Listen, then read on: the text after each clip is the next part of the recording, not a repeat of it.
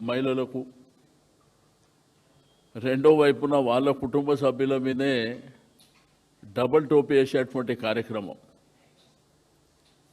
అంటే ఆ మహిళలకు కావాల్సినటువంటి తండ్రి కావచ్చు, భర్త కావచ్చు, అన్న కావచ్చు, తమ్ముడు కావచ్చు, కొడుకు కావచ్చు, మనవడు కావచ్చు, వీళ్ళందరి మీద భారం పెట్టేటువంటి కార్యక్రమాన్ని ఏకంగా 10 రూపాయలు పెంచినటువంటిది చరిత్రలో ఎప్పుడు లేదు. దీన్ని వెంటనే రోల్ బ్యాక్. ఏదైతే విద్యార్థులు ఉన్నారో వాళ్ళకు బస్ పాసులు ఉన్నాయి,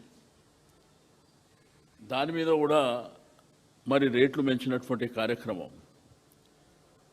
ఒకటి, హైదరాబాద్ సిటీ తెలంగాణ స్టేట్లో ఈ ప్రభుత్వం వచ్చిన తర్వాత ఉపాధి కోల్పోయిన వాళ్ళ సంఖ్యనే ఎక్కువ ఉంది.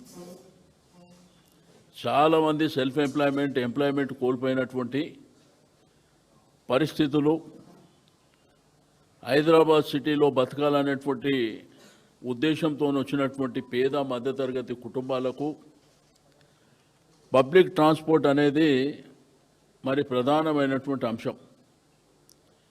ఎందుకంటే వాళ్ళు ఆటోలో పోలేరు, కార్లో వెళ్ళలేరు, వాళ్ళకున్న మార్గం వల్ల ఆర్టీసీ.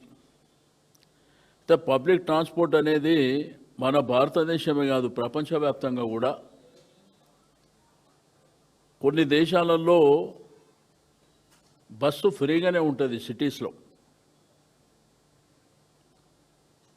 బట్ మన దగ్గర ఒకవైపున ఫ్రీ బస్ అని మహిళలకు పూచి చూపించి వాళ్ళ కుటుంబ సభ్యుల మీదనే మరి భారం వేయడం. అంటే ఒక మనిషి మీద 500 రూపాయల వరకు పడుతుంది దాని ఎఫెక్ట్. 1 కిలోమీటర్ చొప్పున కావచ్చు, లేకపోతే సికింద్రాబాద్ నుంచి మైదపట్నం పోయే వాళ్ళు కావచ్చు, దిల్సుఖ్ నగర్ నుంచి జూబ్లీ బస్ స్టాండ్ వెళ్ళే వాళ్ళు కావచ్చు, అదేవిధంగా ఇమ్లీబన్ నుంచి దిల్సుఖ్ నగర్ లేకపోతే ఓల్డ్ సిటీ వెళ్ళే ప్రాంతానికి కావచ్చు, చాలా భారం పడేటువంటి అంశం. రెండో వైపున ఆదాయం పెంచుకోవాలనేటువంటి మార్గాలు. అంటే పేదవాడు, మధ్యతరగతి కుటుంబాలు ఈరోజు తెలంగాణ రాష్ట్రంలో కాంగ్రెస్ ప్రభుత్వం వచ్చిన తర్వాత రియల్ ఎస్టేట్ అంతా డమాల్ అయింది, మనకు తెలుసు. మనీ సర్క్యులేషన్లో లేదు. రెండోది, పండుగలకు కూడా డబ్బు ఖర్చు పెట్టే పరిస్థితిలో ప్రజలు ఇబ్బంది పడుతుంటారు.